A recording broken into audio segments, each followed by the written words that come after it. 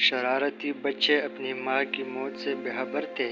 میں حسب معمول صبح کی پہلی زیر زمین گاڑی سے اپنے کام کی طرف جا رہا تھا۔ گاڑی کے کچھ مسافر پرسکون انداز میں بیٹھے اخبار کے مطالعے میں مصروف تھے تو کچھ اپنی سوچوں میں گم اور کئی ایک تو بیٹھے اونگ بھی رہے تھے۔ سب کچھ ٹھیک جا رہا تھا کہ اچانک ایک اسٹیشن سے ایک آدمی اپنے 2 بچوں کے ساتھ گاڑی میں سوار ہوا۔ بچے کیا تھے کہ آفت کا پر کالا تھے۔ انہوں نے آتے ہی گاڑی میں وہ ادھوم مچایا کہ سلمان الحفیظ ٹھیک کر بیٹھا تو انہوں نے سیکھا ہی نہیں تھا۔ مگر اس سب سے برعکس ان بچوں کے ساتھ گاڑی پر سوار ہونے والا شخص میرے پہلو میں ان سب باتوں سے بے خبر اپنی آنکھیں بند کیے بیٹھا تھا۔ بچے ایک دوسرے سے لڑنے اور جھگڑنے اور خوب چیخ و پکار کے ساتھ ساتھ ایک دوسرے پر چیزیں بھی اٹھا کر پھینک رہے تھے۔ بچے ایک دوسرے سے لڑنے اور جھگڑنے اور خوب چیخ و پکار کے ساتھ ساتھ ایک دوسرے پر چیزیں بھی اٹھا کر پھینک رہے تھے۔ مسافر بھی بچوں کے شر سے محفوظ نہیں تھے، کیونکہ بچے کبھی کبھار تو مسافروں سے اخبار چھین کر بھاگ رہے تھے تو کبھی مسافروں کے اخبار پاڑ رہے تھے۔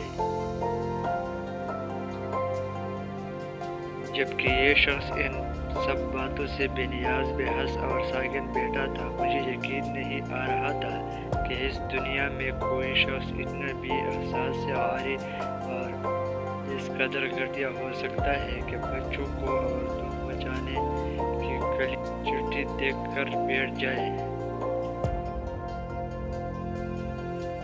میرا صبر جواب دے گیا۔ میں نے اس شخص سے مخاطب ہو کر کہا، جناب آپ کے بچوں نے پوری گاڑی میں سوار کے ناک میں دم کر رکھا ہے۔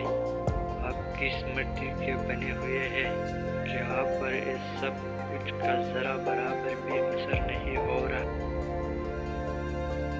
آدمی نے اپنے آنکھیں کھولی اور گرد و نواح پر ایک نظر ڈالی اور سب کچھ ایسے دیکھا گویا پہلی بار یہ سب کچھ دیکھ رہا ہو۔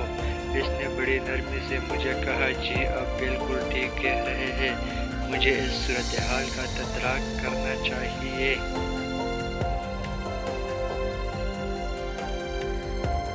ہم لوگ ابھی ایک ہسپتال سے آ رہے ہیں جہاں گھنٹہ بھر پہلے ان بچوں کی ماں کا انتقال ہو گیا ہے۔ میرا دماغ سوچنے سے عاجز ہوا بیٹھا ہے کہ ان بچوں کو اس صدمے سے کیسے آگاہ کروں، اور ان بچوں کو بھی کچھ احساس نہیں ہے کہ ان پر کیسی قیامت گزر چکی ہے اور وہ کیسے اس صورتحال کا سامنا کریں گے۔ کوفی کہتا ہے کہ آپ خود اندازہ کیجئے یہ سب کچھ سن کر میرا کیا حال ہوا ہوگا۔ چند لمحات پہلے تک اگر میں بچوں پر تلمیا اور جھنجھلایا بیٹھا تھا تو اب میرا دل بچوں کے لیے رحم اور درد سے بھرا ہوا تھا۔ میں اس غمگین صورتحال کا خوب اندازہ کر سکتا تھا۔ دل تھا کہ رونے کو آ رہا تھا، مگر میں نے جس انداز سے اس آدمی سے بات کی تھی اس پر خجالت بھی اپنی جگہ پر تھی۔ آخر میں نے ہمت کر کے اس سے پوچھ ہی لیا، تو گویا گھنٹہ بھر پہلے آپ کی گھر والی کا انتقال ہو گیا ہے۔ مجھے یہ سب جان کر بہت صدمہ ہوا ہے۔ کیا میں آپ کی کوئی مدد کر سکتا ہوں؟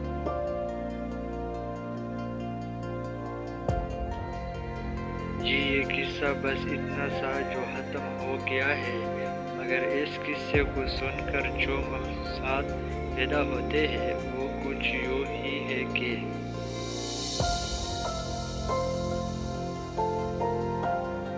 ہمارے عجلت میں کیے ہوئے فیصلے اکثر و بیشتر بدگمانی اور بدظنی پر مبنی ہوتے ہیں، جو صحیح اسباب جاننے کے بعد ہمارے لیے ندامت اور پشیمانی کا باعث بنتے ہیں۔ گویا ہم کئی بار دوسروں پر ظلم کر کے اپنے آپ پر ظلم کر رہے ہوتے ہیں۔